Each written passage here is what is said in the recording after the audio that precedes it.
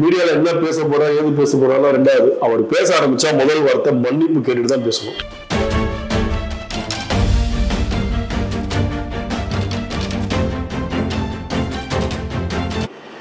எனக்கு பசிக்கும் போது நீ சோறு கொடுக்கணும், நான் இன்னொருத்த வாங்கி கொடுத்ததுக்கு அப்புறம் நீ எனக்கு கொடுக்கறதுல என்ன அர்த்தம் இருக்கு? நீ தான் என் தலைமை.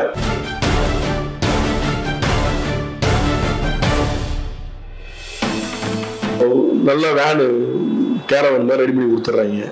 அதில் நின்றுக்கிட்டு வந்தது போறது, போய் மக்களை ஒரு இடத்துல நின்று அப்படியே பார்க்கறத விட ஜாலியா இருக்கு போறதுக்கு.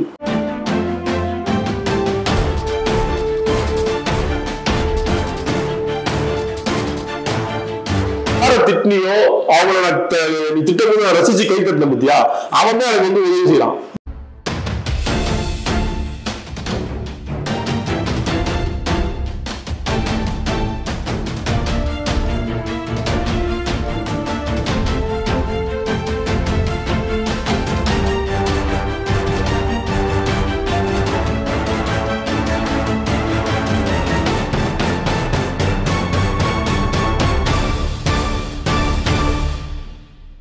நம் தமிழ் நேயர்களுக்கு வணக்கம். நேற்றைய தினம் கரூரில் நடந்த அந்த சோக நிகழ்ச்சியை பற்றி நாம் இன்றைக்கு விவாதத்தில் எடுத்துக்கொண்டு இருக்கிறோம். 39 உயிர்கள் பறிபோனது, ஒன்றல்ல ரெண்டல்ல, 39 பேர். அதில் 17 பெண்கள், 9 குழந்தைகள் மற்றும் ஆண்கள். இந்த துயர சம்பவத்துக்கு நம் தமிழ் தொலைக்காட்சியின் சார்பில் ஆழ்ந்த இரங்கலை தெரிவித்துக் கொள்கின்றோம். மேலும் இந்த துயர சம்பவம் நடந்த பிறகு அரசு என்னென்ன நடவடிக்கை எடுத்தது, விஜய் எங்கே போனார், விஜயனுடைய 2ஆம் கட்ட தலைவர்கள் எங்கு இருந்தார்கள், மற்ற கட்சி தலைவர்கள்லாம் அங்கு சென்றதுக்கு காரணம் என்ன, பல கேள்விகள் நமக்கு வந்து கொண்டிருக்கிறது. இது சம்பந்தமா காதர் கிட்ட கேட்போம். வணக்கம் காதர். வணக்கம் காதர். என்னன்னா, நேற்றைய தினம் நீங்க பார்த்திருப்பீங்க, அவர் விஜய் அந்த பிரச்சாரத்துக்கு வராரு. வந்த பிறகு அந்த கூட்டம் எப்பவுமே அவருடைய 4 ஸ்பாட் முடிஞ்சது. இன்றைக்கு நாமக்கல் முடிச்சுட்டு வரும்பொழுது அவங்க அந்த இடத்துக்கு வரும்போது கரெக்டா ஒரு ஸ்பாட்டுக்கு வர டைம்ல 2 முறை அவருடைய பேச்சு நிப்பாட்டினாரு. ஒண்ணு அந்த ஆம்புலன்ஸ் வந்தது. அந்த ஆம்புலன்ஸ் வந்த பிறகு அது அந்த தாமிகா குடி கட்டின ஆம்புலன்ஸ். அது அவர் கேட்கிறார், என்னப்பா நம்ம குடி கட்டின ஒரு ஆம்புலன்ஸ் வருதுன்னு.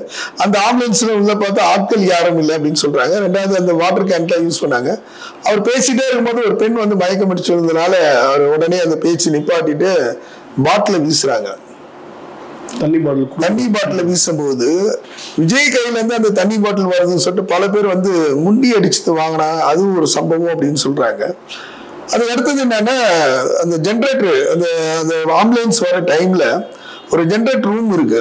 அந்த ஜென்ரேட்டர் ரூம் அந்த பலகையை உடைச்சிட்டு ஏராளமான பேர் உள்ள போறாங்க. உள்ள போயிட்டு இருக்காங்க. அது பக்கத்துல ஒரு குழி இருந்து அந்த குழியில நிறைய பேர் விழுந்தாங்க. மூச்சு திணறி அங்கேயே இறக்கிறதுக்கான வாய்ப்புகள் இருக்கு அப்படின்னு சொல்றாங்க. என்னதான் நடந்தது, இதுக்கான காரணங்கள் என்ன, யாருடைய குறைபாடு, யாரை குற்றம் சொல்லலாம், யாருடைய சதி அப்படின்னு நீங்க ஏதாவது நினைக்கிறீங்களா? முதல்ல இந்த சம்பவத்தில் இருந்த அந்த 39 பேருக்கும் ஆழ்ந்த இரங்கலை தெரிவித்துக் கொள்கிறேன். இதுல சதிலாம் ஒண்ணுமே கிடையாது. இதுல நம்ம சதின்னு யாரை சொல்ல முடியும்? சதி பண்ண வேண்டிய வேலையும் கிடையாது. சதி பண்ணணும்னு நினைச்சிருந்தாங்கன்னா முதல் இது சதின்னு என்னன்னா, அவர்கள் கட்சி சார்பில் அந்த தொண்டர்கள் சொல்லி விளக்கம் தான். இது யாருடைய சதியும் இல்லை. ஏன்னா அப்படிதான் சதி பண்ணிதான் திமுக வளரணும்னு சொல்லிட்டு அவசியம் இல்லை.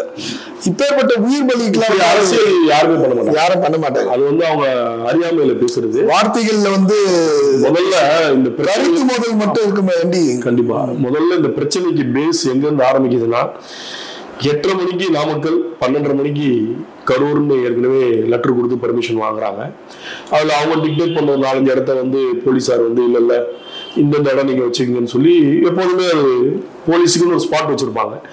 ஆர்ப்பாட்டமோ கூட்டமோ ஏதோ இந்த இடம் தான் காலங்காலமா எல்லா கட்சிக்கும் பொதுவா அந்த மாதிரி நீயும் நம்ம வந்து 10 இடம் கேட்போம், எங்களுக்கு இது வேணும் அது வேணும் கேட்போம். இல்லைங்க இதாங்க கொடுக்கறது, உங்களுக்கு கூட்டம் அதிகமாக வரும்போது இந்த இடம் வச்சுங்க இந்த இடம் வச்சுங்கன்னு அதுக்கு அவங்க உடன்பட்டு ஓகே சொல்லிட்டு தான் போவாங்க. அப்போ போலீஸ் வந்து ஒரு விஷயம் முக்கியமா கேட்பாங்க, உங்களுக்கு நல்லாவே தெரியும். எந்த மாநாடோ கட்சி கூட்டமோ எது நடந்தாலும் அதுக்கு போய் நம்ம பர்மிஷன் கேட்கும்போது முதல் வாரத்தை எவ்வளவு பேர் கலந்துப்பாங்க அப்படின்றது போலீஸ் வந்து அந்த நிகழ்ச்சி நடத்தவங்க கேட்கிற முதல் கேள்வி அதுதான். அப்ப நம்ம வந்து ஒரு 10,000 பேர் வருவாங்கன்னும் போது நம்ம என்ன பண்ணோம் சார், ஒரு 20,000 பேர் வருவாங்க சார் அப்படின்னு சொல்றோம். அப்ப கேட்பாங்க கரெக்டா 20,000 பேர் வருவாங்களா, அது குறையுமா கூடுமான்னு கேட்பாங்க. இல்ல சார் நாங்க ஒரு 10,000 பேர் எக்ஸ்பெக்ட் பண்றோம், ஒரு 20,000 பேர் வரலாம் போது அதுக்கேற்ற போலீஸார தான் அந்த பணிக்காக அவங்க நிர்ணயிப்பாங்க. அதுக்காக தான் அது கேட்கறது ஃபர்ஸ்ட். அது ஒண்ணு நல்லா தெரிஞ்சுங்க. அப்ப இதெல்லாம் வந்து அவங்க வந்து அந்த கடிதத்துல வெறும் 10,000 பேர்னு சொல்லிதான் கொடுத்துருக்காங்க. கடிதத்திலே அவங்க வந்து 10,000 பேருக்கு வராங்க, 10,000 பேருக்கு நான் போலீஸ் தான் போடுவாங்க. அதுக்கு மேல பாதுகாப்புக்கு வந்து இவங்களுக்கு மட்டும். இன்னொரு விஷயம் என்னன்னா, ஏன்னா இவங்க வந்து ஆரம்ப காலத்துல இருந்து பார்த்தோம்னா அந்த பிரச்சாரம் விஜய் தொடக்கத்துல இருந்து 10,000 லட்சக்கணக்கான மக்கள் வராங்க. அப்படியே வந்து இவங்க தமாகாவுல வந்து கடிதம் 10,000 சொன்னா போலீஸ் கொஞ்சம் உஷாரா இருக்கணும், அந்த உளவுத்துறையெல்லாம். ஏன்னா கட்டுக்கடங்காத கூட்டம் வரும்போது அதுக்கான ஏற்பாடுகள் முன்னேற்பாடு பண்ணிருக்கலாம்ல. இல்ல நீங்க சொல்றது வந்து நான் வந்து 10,000 சொல்றேன், 10,000 பேருக்கு 10,000 போலீஸ் கிளம்ப முடியும். சிஎம்முக்கே வந்து 3,000 போலீஸ் 2,000 போலீஸ் தான் பாதுகாப்பு. சிஎம்ன்றதுனால அது உயர்மட்ட பாதுகாப்புக்காக அனுப்புவாங்க. நான் வந்து உனக்கு கூடுதலா போலீஸ் வேணும்னா நீ தான் கேட்கணும். உங்களுக்கு தெரியாது ஒரு கட்சி சார்ந்த தொண்டர்கள் வந்து எல்லா கட்சியும் எடுத்துக்கிட்டீங்கன்னா திமுக அதிமுக எல்லா கட்சியும் எடுத்துக்கிட்டீங்கன்னா இளைஞர் அணி தொண்டர் அணி இவங்க ஒரு பேக் போன் மாதிரி நின்று ஒரு யூனிஃபார்ம் மாதிரி விஜயகாந்தே வச்சிருந்தாரு. பிளாக் அண்ட் பிளாக் ட்ரெஸ் போட்டு கேப் போட்டு திமுக திமுகவை பார்த்தா ஒரு கட்டுக்கோப்பான அணி அது. அதை பார்த்து ஆரம்பிச்சாங்க. அப்ப அவங்க எல்லாம் இறங்கி அந்த ஃபீல்டு ஒர்க் பண்ணுவாங்க. ஏன்னா கட்சிக்காரன் சொன்னா கேட்பான் அப்படின்ற ஒரு கான்செப்ட்ல முகம் தெரியாதே தள்ளிடுறா அவங்க பாடுறா அப்படின்னு சொல்லும் போது போலீஸுக்கு தெரியாது. அந்த போலீஸோடு இணைந்து அந்த ஒரு பாதுகாப்பு வளையத்தை கிரியேட் பண்ணுவாங்க. இதெல்லாம் வந்து காலகாலமா நடந்துட்டு இருக்கிற விஷயம். விஜய் வந்து அவர் ஆரம்பத்துல இருந்தே பேசுறது வந்து நாங்க வந்து கட்டுக்கோப்பு வேற லெவல், நாங்க கட்சி எல்லாத்துக்கும் உதாரணம் வந்தோடனே டைரக்டா ஸ்கூல் படிக்க போறாருன்னு வச்சுங்க. எக்ஸாம்பிள் 1வது சேரும்போது நான் பிரின்சிபால் தான் 8th தான் நான் வந்து எக்ஸாம் பேசுவேன் அப்படின்ற கதை தான். வந்தோடனே டைரக்டா திமுகன்னு அவருடைய அரசியல் நிலைப்பாடு அப்படிதான் இருந்தது. வேற யாரையுமே அவர் பேசல. அது ஒரு பக்கம் இருக்கட்டும். ஆனா இந்த சம்பவங்களுக்கு காரணம் அப்படின்னு எடுத்துக்கிட்டீங்கன்னா நேரம் கடந்து வந்தது மிகப்பெரிய ஒரு காரணம். ஏன் இன்னொரு நல்லா கேட்டீங்க, போலீஸ் ஏன் வந்து இரவு நேரத்துல விஜய்க்கு பேச எந்த இதுக்குமே அலோவ் பண்ணல, பர்மிஷன் கொடுக்கல அப்படின்னா, சிட்டியில மெட்ரோபாலியன் சிட்டியை தவிர இது எல்லா ஊர்லயுமே மின்சார ஒயர் மேல போகும். இவங்க ஃபர்ஸ்ட் அந்த விக்கிரவாண்டி மாநாட்டுல இருந்தும் முதல்ல இவர் பேசின இடத்துல இருந்து கெஸ் பண்ணிட்டாங்க. இந்த கட்டுக்கடங்காம மரத்து மேல ஏறுறானுங்க, சம்மந்தம் இல்லாத மாடி மேல ஏறுறாங்க, சீட்டு மேல ஏறுறாங்க. அப்ப மேல முன்வயர் போகுது. திருச்சியில வந்து கரண்ட் ஆஃப் பண்ணனாலதான் மிகப்பெரிய ஒரு உயிர் பலிகள் தவிர்க்கப்பட்டது. ஏன்னா அந்த ஒயர் மேல போய் நின்றுட்டாங்க எல்லாருமே. அது நிறைய வீடியோல செய்தி சேனல்லாம் காமிச்சாங்க. அதனாலதான் அவங்க என்ன பண்ணிட்டாங்கன்னா, நீங்க பகல்லையே இந்த மீட்டிங் எல்லாம் முடிச்சிருங்க அப்படின்றதுதான் பர்மிஷன். அவரும் நான் காலையில 8:30 மணி நாமக்கல் 12:30 மணி கரூர்னு சொல்லுங்க. ஆனா இவர் கிளம்பி வந்தது சென்னையில இருந்து கிளம்பும்போது 8:30 மணி. அவர் 12:30 மணி மேலதான் நாமக்கல்ல வந்து பேசுறாரு. அங்க முடிச்சுட்டு கரூர் வராரு. இது இன்னொன்னு பாத்தீங்கன்னா, நாமக்கலுக்கு அடுத்து உடனே கரூரை வந்து ஏற்கனவே பிக்ஸ் பண்ணல. அவர் ஏற்கனவே வேற ஊர் பிக்ஸ் பண்ணியிருந்தாரு.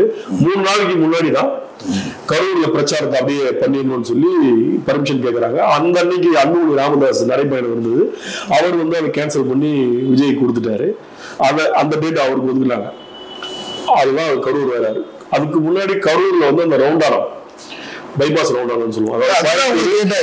அந்த இடம் பாத்தீங்கன்னா போலீஸ் அந்த வீடியோ நீங்க பதிவு பார்க்கும்போது உங்களுக்கு நல்லா தெரியும். போலீஸ் எவ்வளவு மெனக்கிட்டு இருக்காங்க, எப்படி அதை கட்டுக்கோப்பா வச்சிருக்காங்கன்றது இந்த வீடியோ பார்க்கும்போது தெரியும். நீ கண்டிப்பா ரிலே பண்ணுங்க. அந்த ரவுண்டானத்தை சுத்தி ஒரு 200 மீட்டர் தூரம் வந்து காலி இடம். அதை சுத்தி தொண்டர்களை வந்து போலீஸ் முன்னாடி நின்று கட்டுக்கோப்பா வச்சிருக்காங்க. இவருடைய வண்டி கிட்ட வர வர அந்த ரவுண்டானம் கிட்ட வர போலீஸ் எல்லாம் தள்ளி விட்டுட்டு ஓடுறாங்க. எல்லாம் எவ்வளவு போலீஸ் எவ்வளவு பேர் தடுக்க முடியும்? நீ தடுத்து அப்புறம் தொண்டர்களை அடிச்சுட்ட என்ன பயமானு இவர் கேட்பாரு. கண்ட்ரோல் பண்ண முடியாது. அப்ப அந்த வாகனத்தை நோக்கி எல்லாம் ஓடுறாங்க. அது ஒரு எக்ஸாம்பிள் தான். அது இவராவது மைக்கில் நீங்களாம் வந்து ஓரமா நில்லுங்க, தூரமா நில்லுங்க, நீங்க உங்களை சேஃபா வச்சுக்கீங்கன்னு சொல்லணும். அதுவும் அந்த இல்ல ஆரம்ப காலத்துல இருந்து விஜய் பாத்தீங்கன்னா என்ன சொல்லியிருக்கா, பெண்கள் வராதீங்க, குழந்தைய தூக்கிட்டு வராதீங்க, அதுக்கடுத்து இல்ல அவர் இந்த இதுக்கும் சரி பிரச்சாரத்துக்கு வரும்போது வந்து ரொம்ப இதெல்லாம் நீங்க அவாய்ட் பண்ணீங்க, மாற்றுத்திறனாளி வர வேண்டாம், மாணவர்கள் வர வேண்டாம், நீங்க டிவிலேயே பாருங்க அப்படின்னு சொல்லிட்டு ஒவ்வொரு பிரச்சாரத்துக்கும் சொல்றாரு. ஆனா இப்படி சொன்ன விஜய் என்னன்னா லாஸ்ட் நடந்த அந்த கூட்டத்துல ஒரு சின்ன பையனுக்கு மாலை போட்டுறாரு. அது மிகப்பெரிய ஒரு தவறாதான் நினைக்கலாம் இல்ல கதை அது. ஆமா, அது அரசியல்வாதி நீங்க வராதீங்கன்னா வாங்கன்னு அர்த்தம். அதாவது முதல்ல அவர் வந்து ஒரு ஊருக்கு போகும்போது கூட்டமே இல்லை, இங்க இருந்து சென்னையில. அதுக்கப்புறம் என்ன பண்றாங்கன்னா அவர் இங்க இருந்தே போகும்போது ப்ரொமோட் பண்றாங்க, நான் மதுரைக்கு வரேன், ஷூட்டிங் வரேன், சென்னை ஷூட்டிங் வரேன், யாரும் வராதிங்க ஏர்போர்ட்டுக்கு, யாரும் வராதிங்க. அங்க பாத்தீங்கன்னா ஒரு 10,000 பேர் வந்து நிக்கலாம். அந்த ஏர்போர்ட்டையும் வழி பண்ணிட்டாங்க மதுரையை. அது உங்களுக்கு தெரியாத ஒண்ணு, எல்லா பேப்பர்லயும் வந்துச்சு.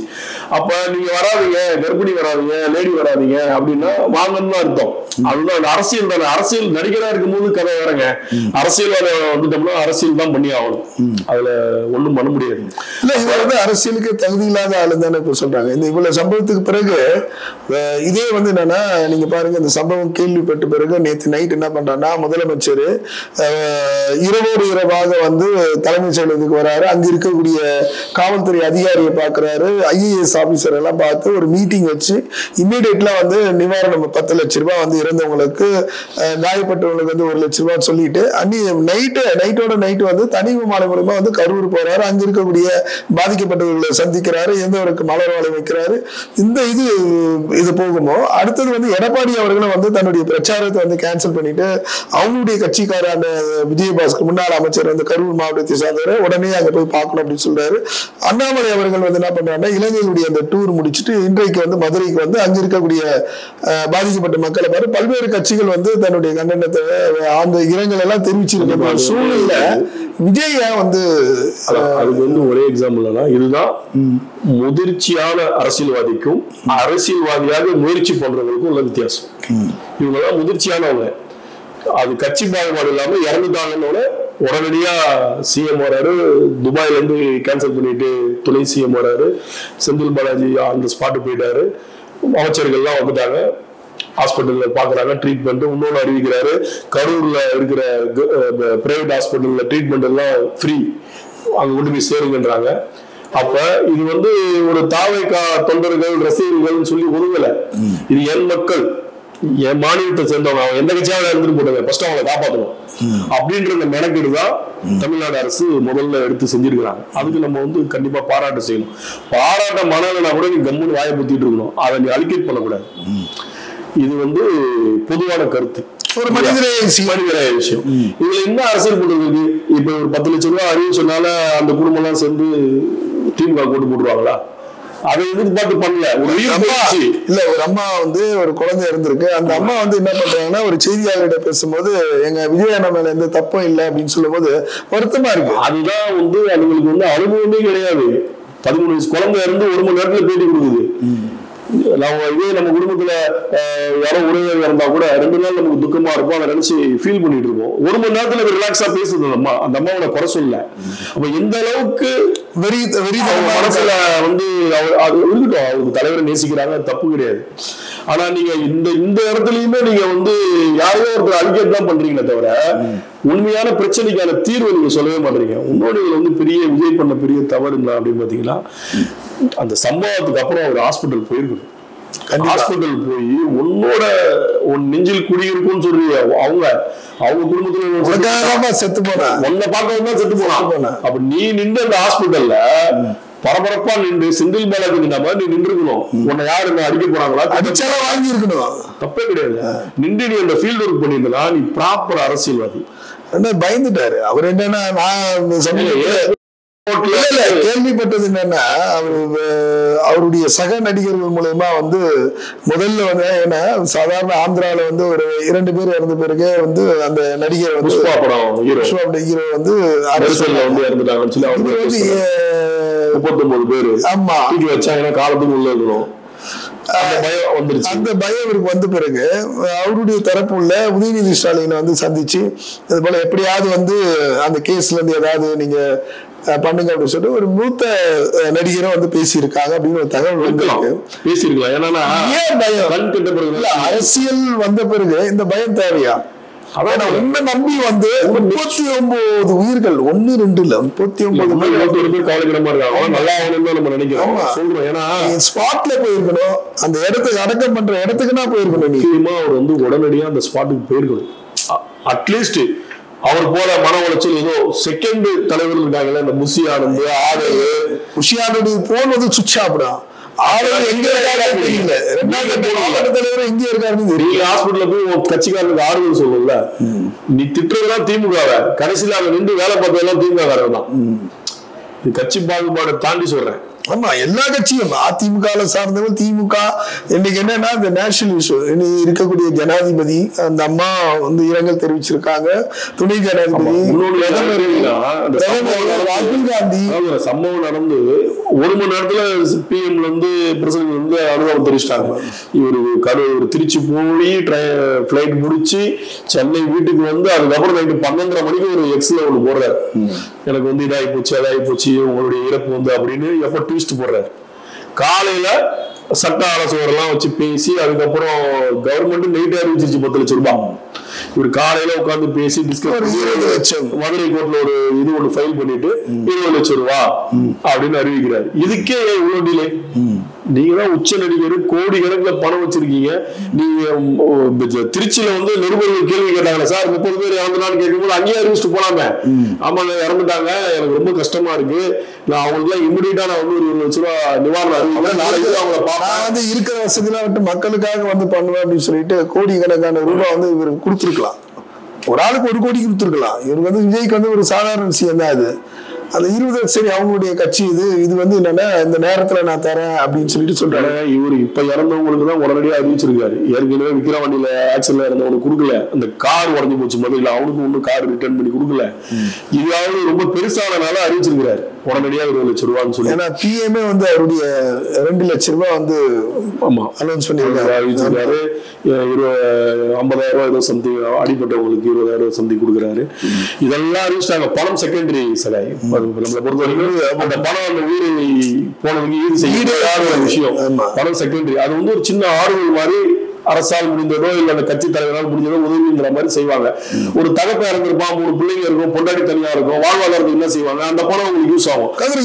இன்னொரு விஷயம் இப்ப என்னன்னா பொதுவா வந்து நம்ம பார்த்தோம்னா கடந்த கால அரசியல் வரலாற்று எல்லாம் பாத்தீங்கன்னு வச்சுக்கல, அம்மையாரா இருந்தாலும் சரி, கலைஞர் அவர்களை ஐயா இருந்தாலும் சரி, இது போல வந்து ரோட் ஷோ என்பது வந்து யாருமே பண்ணதில்லை. இது வந்து பேஷனா தான் இப்பதான் உதயநிதி ஸ்டாலின் மூலியமா தான் வந்து இவர் ஃபெமிலியர் ஆயிடுச்சு, பிரதமர் பண்ணுவாருங்க. இந்த ரோட் ஷோ என்பது வந்து அது அவங்க எல்லாம் என்ன பண்ணுவாங்க, ஒரு பாயிண்ட் திருச்சிக்கு வந்து அந்த அம்மையார் பேசுவாங்க, அதோட மதுரைக்கு போவாங்க, கோயம்புத்தூர் போவாங்க, மண்டலம் ஒரு 4 மண்டலத்துல பேசி அதோட பிரச்சாரத்தை முடிச்சிடுவாங்க. கலைஞர் அவர் தான் அவ்வளவு பெரிய கூட்டம் வந்தாலும் ஒரு மைதானத்துல ஏன் வந்து அதை விட்டுட்டு இப்படி வந்து தெருவா சுத்தணும் இவங்களுக்குன்னு இது போல. அதாவது ரோட் ஷோ வந்து நம்ம பிரதமர் தான் ஆரம்பிச்சு, அதோட அதுக்கப்புறம் தான் எல்லாருக்கும் அந்த ஆசை வந்துருச்சு ரோட் ஷோ பண்ணணும்னு. இப்ப என்னன்னா நல்ல வேனு கேரவன் மாதிரி ரெடி பண்ணி கொடுத்துட்றாங்க. அதுல நின்றுகிட்டு வந்தது போறது, போய் மக்களை ஒரு இடத்துல நின்று அப்படியே பாக்குறத விட ஜாலியா இருக்கு போறதுக்கு. அப்படியே பார்த்துக்கிட்டே அப்படியே ஏர்போர்ட் போய் ஏறி போய்கிட்டே இருக்கலாம், பேச வேண்டியது இல்லை. நிறைய அட்வான்டேஜ் இருக்கிறதுனால இந்த ரோட் ஷோக்கு வந்து எல்லாருமே ரொம்ப மெனக்கிடுறாங்க. உங்களுக்கு இன்னொன்று வந்து பாத்தீங்கன்னா இந்த பிரச்சனை இதோட முடியும் அப்படின்னா கண்டிப்பா முடியாது. இது வந்து தீர்வு பிரச்சனைகளுக்கு மேல பிரச்சனை. அதுதான் இப்போ நம்ம வந்து ஆழமா பேசணும், அவங்க தரப்புல இருக்கிறதுல எல்லாம் பேசணும்னா நிறைய குற்றச்சாட்டு வைக்கலாம். ஆனா வந்து என்னன்னா இமீடியட்லா வந்து தமிழக முதலமைச்சர் வந்து என்னன்னா நீதியரசர் அருணா ஜெகதீசன் அம்மா வந்து நியமனம் பண்ணி அவங்க ஏற்கனவே அனுபவம் உள்ளவங்க. ஜெயலலிதா அம்மையாருடைய அந்த கேஸ், அதுக்கு அடுத்தது வந்து ஸ்டெர்லைட் துப்பாக்கி சூடு கேஸ், இதெல்லாம் வந்து அவங்க வந்து விசாரணை பண்ணியிருந்தாங்க. இந்த விசாரணை மூலமா வந்து நாங்க நடவடிக்கை எடுக்கிறோம் அப்படின்னு சொல்லியிருக்காங்க. அதை நீங்க எப்படி பாக்குறீங்க? ஆணையம் வந்து போட்டது ஓகே, ஆனா விரைந்து அவனை வந்து தீர்வு காணணும். அவங்க தரப்புல வந்து சிபிஐ வழக்கு வேணும் அப்படிதான் கேட்டிருக்காங்க. நம்ம சிபிஐ வழக்கு வேணும்னா நல்லதுதான். என்னன்றது உண்மை, எல்லா ஃபுட்டேஜும் இருக்கு, நிறைய சேட்டலைட் சேனலோட ஃபுட்டேஜ் எல்லாம் இருக்கு. அது ஆட்டோமேட்டிக்கா அது வந்து என்ன ஏதுன்றது தெரியும். இது வந்து யாரோ உள்ள போயெல்லாம் சதி பண்ணலாம் முடியாது. இது யதார்த்தமா சீட்டு கட்டு மாதிரிங்க கும்பல் நிக்குது. ஒருத்தர் மிஸ் ஆகினால அடுத்து மேல விழுந்துருவான். பேலன்ஸ் இருக்கு. அந்த டிவி காட்சியெல்லாம் பார்க்கும்போது லட்சக்கணக்கான மக்கள் வந்து அப்படி தத்தளிக்கிறான். தலைகள் மட்டும் தான் தெரியுது, மூச்சு விடுறது கூட இடம் இல்ல. ஒரு குறுகிய பாதையில வந்து ஆம்புலன்ஸ் வருது. சொல்ற மாதிரி இடம் சின்னன்றாங்க, கண்டிப்பா கிடையாது. ஏற்கனவே அவங்க கேட்டதெல்லாம் இதை விட சின்ன ரோடு. அந்த ஃபுட்டேஜ் எல்லாம் இருக்கு, போட்டோஸ் எல்லாம் இருக்கு. இருக்கிறதுலயே பெரிய ரோடு தான் அவங்க கொடுத்துருக்காங்க. கட்டுக்கடங்கான கூட்டம். வேலுச்சாமி பெருமை என்பது பெரிய இடம். ஆமா, கட்டுக்கடங்கான கூட்டம். இன்னொன்னு காலையில இருந்து நிக்கிறான். சாப்பிட்டானா சாப்பிடல, அந்த மயக்கம் இருந்திருக்கும், அந்த ஒரு டயர்டு இருந்திருக்கும். எல்லாருக்குமே நோக்கம் விஜயை பார்க்கணும் தான். விஜய் பார்க்கலாம் போதும். மாடி மேல நிக்கிறது. அங்க நேற்று கூட ஒரு வீட்டு மாடி மேல ஏறி பால்கனி சோரை உடைச்சிட்டு இருக்காங்க. இன்னொன்னு அந்த ஜெனரேட்டர் ரூம் மருத்துவமனை இவங்கதான் ரெடி பண்ணலாம் ஜெனரேட்டர் ரூம். ஏன்னா இவரு இரவு வந்து அந்த இடத்துல பேசும்போது கரண்ட் ஆட்டோமேட்டிக்கா கட் பண்ணி இவங்களே சொல்லியிருக்காங்க, மேல மின்சார வயிறு போது பிரச்சனை வரக்கூடாதுலாம். சரி, இவ்வளவு துயர சம்பவம் நடந்த பிறகு இனி விஜய் வந்து பிரச்சாரத்துக்கு போவாரா, இல்ல வந்து அரசாங்கம் அந்த பிரச்சாரம் இது போல பிரச்சாரத்துக்கு வந்து ஒட்டுமொத்தமா வந்து தடை விதிக்குமா? நீதிமன்றம் அப்படிலாம் வந்து அரசாங்கம் இதுக்கு தடை விதிக்க முடியாது. நீதிமன்றத்துல யாராவது ஆல்ரெடி நீதிமன்றமே சொல்லியிருக்கலங்க. ஒரு மனு போட்டப்ப நீங்க வந்து பாதுகாப்புக்கு என்ன உத்தரவாதம் கொடுக்குறீங்க, நீங்க வந்து இதை ரொம்ப ப்ராப்பரா பண்ணணும், போலீஸோட கோஆர்டினேட் பண்ணி போங்க, அவங்க சொல்றது உங்க நன்மைக்கு தானே அப்படின்றது நீதிமன்றம் ஒரு லைட்டா குட்டு இருக்கு. இந்த பிரச்சனைக்கு முன்னாடி ஒரு இடம் பிரச்சனையா போடும்போது எங்களுக்கு நாங்க கேட்கிற ஸ்பாட் தர மாட்டாங்க, எங்களுக்கு இத்தனை நிபந்தனைகள் போடுறாங்க அப்படின்னு சொல்லும் போது நீதிமன்றம் சொல்லியிருக்காங்க, அவங்க நல்லது வேலை சொல்றாங்க, நீங்க அதை வந்து ஒபே பண்ணுங்க அப்படின்னு தான் சொல்லியிருக்காங்க. இப்ப இவங்க ஒரு மனு போட்டிருக்காங்க. சிபிஐ வழக்கு ஒன்னும் இஷ்யூ கிடையாது, நல்லதுதான். என்ன விஷயம்ன்றது ஈஸியா வெளியில தெரியும். இதுல வந்து யாரோ 10 பேர் உள்ள போய் தள்ளி விட்டுலாம் ஒண்ணும் பண்ண முடியாது. தள்ளி விட்டு செத்து போயிடுவான். அப்படி ஒரு தாட் இருந்ததுன்னா நான் போய் கும்பல்ல போய் ஒரு 10 பேரை தள்ளி விடுறேன், அந்த 10 பேர் திரும்பி இவன் மேல ரியாக்ட் பண்ணும்போது செத்து போயிடுவான். அப்ப நான் வந்து உயிரை மாச்சிக்கிட்டு ஒரு தம்பி பிரச்சனை பண்ண மாட்டான். இது யதார்த்தமா நடந்த விஷயம். அதுதான் தாவிகாவுடைய தொண்டர் நம்ம கிட்ட பேசும்போது இது முழுக்க வந்து சதியாதான் இருக்க முடியும். சதியெல்லாம் பண்றதுக்கெல்லாம் ஒரு பெரிய விஷயம் இல்ல. இதே செந்திபாளையம் வந்து நினைச்சிருந்தா அதிகபட்சம் என்ன பண்ணிருப்பாரு, கரண்ட் கட் பண்ணிருப்பாங்க, இல்ல லைட்டா வந்து ஒரு தடியடி அடிச்சு கூட்டத்தை இல்லைன்னா அந்த வழியிலே வந்து கூட்டத்தை கட்டுப்படுத்திருப்பாங்க. ஏன்னா அந்த அளவுக்குலாம் வந்து எல்லாருக்குமே தெரியும். விஜய் பிரச்சாரம் ஆரம்பித்தது நாட்கள் முன்னாடி ஏதோ ஒரு அசம்பாவம் நடக்கும்னு சொல்லிட்டு எல்லா கட்சிக்காருக்குமே தெரியும். அவருக்கு கூட தெரியும் இதை தவிர்த்து இருக்கலாம். இதற்கான முன்னேற்பாடுகள் ஏதாவது தொண்டர் நீங்க சொன்னீங்கல்ல, எல்லா கட்சியில இருக்க தொண்டர் அணிகள் மூலமா ஒரு கட்டுக்கோப்பு இல்லாம போயிடுச்சு. இன்னைக்கு வந்து யாருமே காணல. விஜயம் காண, புஷி ஆனது காண,